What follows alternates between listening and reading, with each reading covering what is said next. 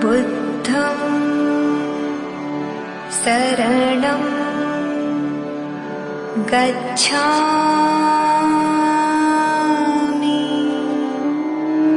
जय भीम दोस्तों, मैं रजत मौर्य आप सभी का स्वागत करता हूं बहुजन साहित्य के इस विशेष कार्यक्रम किताब पर चर्चा में। आज हम जिस किताब के ऊपर चर्चा करने वाले हैं उस किताब का नाम है मनुस्मृति। इस किताब के ऊपर आज हम चर्चा करने वाले हैं। शुरुआत करने से पहले आप सभी से मेरा निवेदन है कि वीडियो को आखिरी तक देखिएगा। अगर वीडियो पसंद आए तो वीडियो को लाइक कीजिएगा, नीचे कमेंट कीजिएगा, अपने दोस्तों के साथ, अपने जानने वालों के साथ इस वीडियो को साझा कीजिएगा और चैनल को जरूर सब्सक्राइब कीजिएगा ताकि अगले वीडियो का नोटिफिकेशन आप लोगों तक पहुंच सके। दोस्तों, अभी हाल ही में केबीसी कौन बनेगा करोड़पति में अमिताभ बच्चन द्वारा एक सवाल पूछा गया कि अंबेडकर और उनके अनुयायियों ने हिंदू धर्म के कौन से ग्रंथ को जलाया था। मेरा मानना है कि ये सवाल ही गलत है। इतने बड़े मंच से इस तरह का सवाल नहीं पूछा जाना चाहिए था। मैं ऐसा क्यों मानता हूं कि इतने बड़े मंच से इस तरह का सवाल नहीं पूछा जाना चाहिए था, इसका जवाब मैं वीडियो के आखिरी में दूंगा, इसलिए वीडियो को पूरा देखिएगा। दोस्तों, ये मनुस्मृति पंडित रामेश्वर भट्टाचार्य का संस्करण है। इस किताब के जो संपादक हैं उनका नाम है पूर्व संस्कृताचार्य BS रावत जी। इस किताब के अध्याय नंबर 2 श्लोक नंबर 31 पर लिखा है, ब्राह्मण का नाम मंगल युक्त, क्षत्रिय का बलयुक्त, वैश्य का धनयुक्त और शूद्र का निंदा युक्त होना चाहिए। अध्याय नंबर 2 श्लोक नंबर 32, ब्राह्मण का शर्मा युक्त, राजा का रक्षा वर्मा युक्त, वैश्य का पुष्टि गुप्त युक्त और शूद्र का दास युक्त नाम रखना चाहिए। इस किताब में लिखा गया है कि हम लोगों का जो नाम है, जो शूद्र और अछूत लोग हैं, उनका जो नाम है उसमें निंदा झलकनी चाहिए। उस नाम के अंदर ऐसा नाम रखना चाहिए शूद्रों का। इस किताब में लिखा है, मैं नहीं बोल रहा हूँ, ये किताब है मनुस्मृति, मेरे लफ्ज नहीं है, इस किताब के लफ्ज हैं। 10 वर्ष के ब्राह्मण और 100 वर्ष के क्षत्रिय को पिता पुत्र जाने, यानी कि एक 10 साल का बच्चा एक 100 साल के वृद्ध इंसान का पिता माना जाएगा। अध्याय 2 श्लोक नंबर 150, वेद पढ़ने के लिए जन्म देने वाला और अपने धर्म को सिखाने वाला ब्राह्मण बालक भी क्यों न हो, धर्म से वृद्ध का पिता होता है। अध्याय 3 श्लोक नंबर 110, ब्राह्मण के घर क्षत्रिय वैश्य शूद्र मित्र जाति वाले और गुरु अतिथि नहीं होते, अतिथि अपने से ऊंची या समान जाति का होना चाहिए। अध्याय 5 श्लोक नंबर 32, मोल लेकर या आप ही उत्पन्न करके वह किसी ने भेंट दिया हो ऐसा मांस देवता तथा पितरों को समर्पण करके जो मनुष्य खाता है वह दोष का भागी नहीं होता। अध्याय 5 श्लोक नंबर 104, अपनी जाति वाले होने पर ब्राह्मण के शव को शूद्र से न उठवा ले जाएं, क्योंकि शूद्र के छूने से दूषित वह शरीर की आहुति स्वर्ग की देने वाली नहीं होती, अर्थात मृतक को स्वर्ग नहीं पहुंचाती है। अध्याय 8 श्लोक नंबर 267, ब्राह्मण को कठोर वचन कहने से क्षत्रिय 100 पन के, वैश्य 150 व 200 पन के दंड योग्य होता है और शूद्र वध के योग्य होता है। अध्याय 8 श्लोक नंबर 277, वैश्य और शूद्र की आपस में कहासुनी होने पर वैश्य को प्रथम साहस और शूद्र को मध्यम साहस दंड दें, परंतु शूद्र की जीभ न काटें। जीभ तो ब्राह्मण क्षत्रिय को पतित बताने में ही काटें, इस दंड का यही निश्चय है। अध्याय 8 श्लोक नंबर 279 और 280, शूद्र जिस अंग से द्विजाति को मारे राजा उसका वही अंग कटवा ले, यह मनु की आज्ञा है।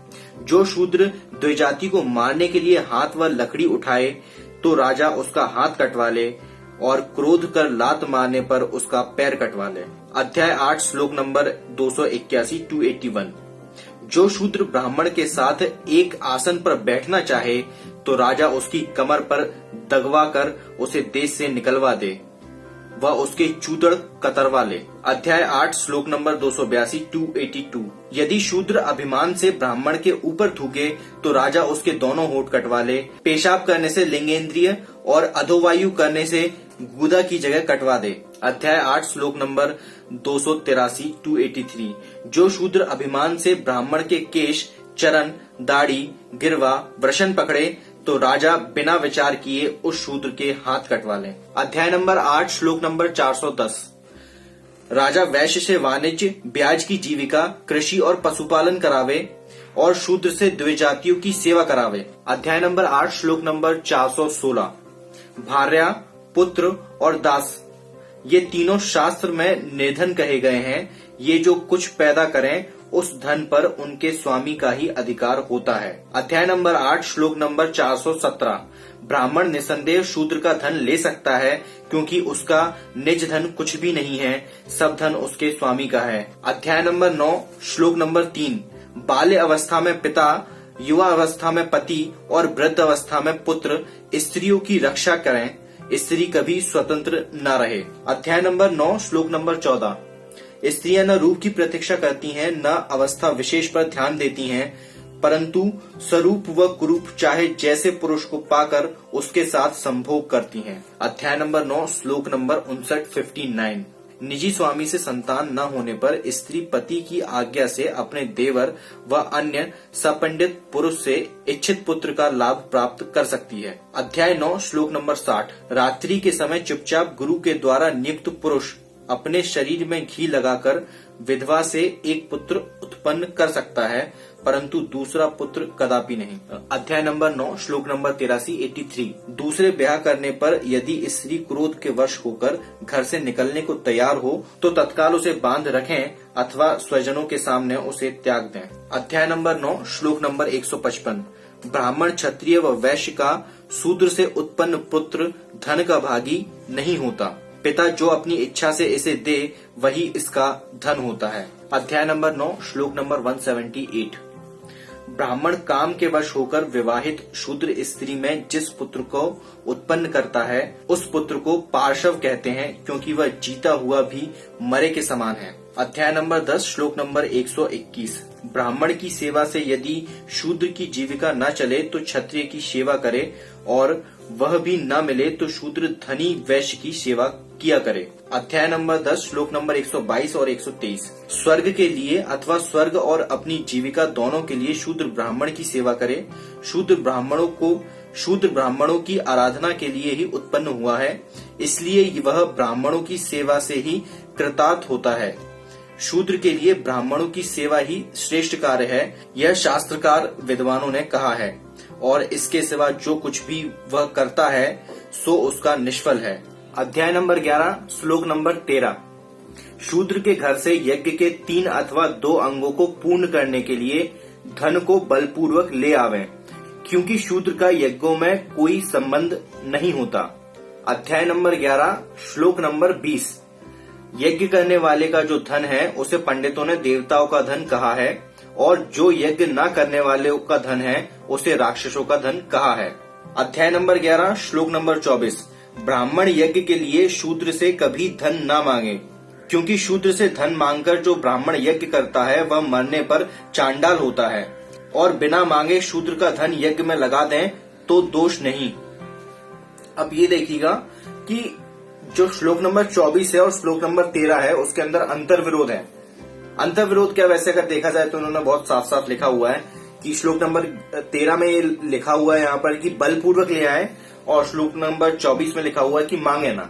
मतलब अगर आप मांगोगे तो वो नहीं लगेगा यज्ञ में, लेकिन अगर आप छीन लोगे, आप झपट लोगे, आप उससे छुड़ा लोगे अपना बल का इस्तेमाल करके, उसे मार के, उसे दबा के, तो कोई दिक्कत नहीं है, उसमें फिर कोई दोष नहीं है। ये सारे जो श्लोक थे मुझे ऐसा लगा कि आप लोगों को मैं इनके बारे में बता दूं। हालांकि इसमें बहुत सारे श्लोक हैं और बहुत सारे श्लोकों पर आप आपत्ति भी ले सकते हो, लेकिन एक वीडियो के अंदर बहुत सारे श्लोकों को शामिल करना मैंने जरूरी नहीं समझा। मैं आप सभी से निवेदन करूंगा कि मनुस्मृति को आप मंगाकर खुद पढ़िए, क्योंकि कोई भी ऐसा व्यक्ति जो स्वाभिमानी है वो मनुस्मृति को पढ़ने के बाद खुद को हिंदू कहलाने पर बिल्कुल भी गर्व नहीं करेगा। अब बात करते हैं कि क्यों मैंने कहा कि इतने बड़े मंच केबीसी से इतना हल्का प्रश्न नहीं पूछा जाना चाहिए था। तो उसकी वजह यह है कि डॉक्टर अंबेडकर ने, परम पूज्य बाबा साहब ने मनुस्मृति का दहन किया, ये तो सभी को पता है, ये कोई छुपी हुई बात नहीं है, ये जग जाहिर बात है। इसके लिए प्रश्न पूछने की मेरे ख्याल से कोई जरूरत थी नहीं, ये तो सभी को पता है। अगर प्रश्न पूछना ही चाहिए था तो ये प्रश्न पूछना चाहिए था कि डॉक्टर BR अम्बेडकर, जो कि बहुत बड़े विद्वान थे, उन्होंने मनुस्मृति का ही दहन क्यों किया।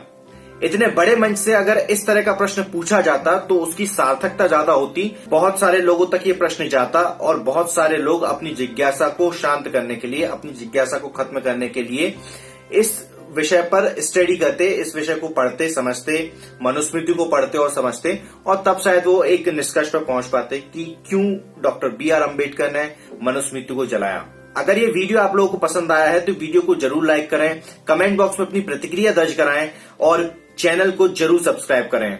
आप हमें फेसबुक, इंस्टाग्राम, ट्विटर और टेलीग्राम इन चारों पर फॉलो जरूर करिए, वहां पर भी हम कुछ डिटेल्स देते रहते हैं। दोस्तों, अगर आप लोग मुझे कोई किताब डोनेट करना चाहते हैं या मेरी आर्थिक मदद करना चाहते हैं तो उसके लिए मैंने नंबर आपको नीचे डिस्क्रिप्शन बॉक्स में दे रखा है, आप वहां से नंबर लेके मुझसे कांटेक्ट कर सकते हैं। मैं रजत मौर्य मिलता हूं आपसे अगले वीडियो में फिर किसी किताब के साथ। तब तक अपना और अपनों का ध्यान रखें, पढ़ने की आदत को विकसित करें, क्योंकि बिना पढ़े आप कुछ नहीं कर पाएंगे।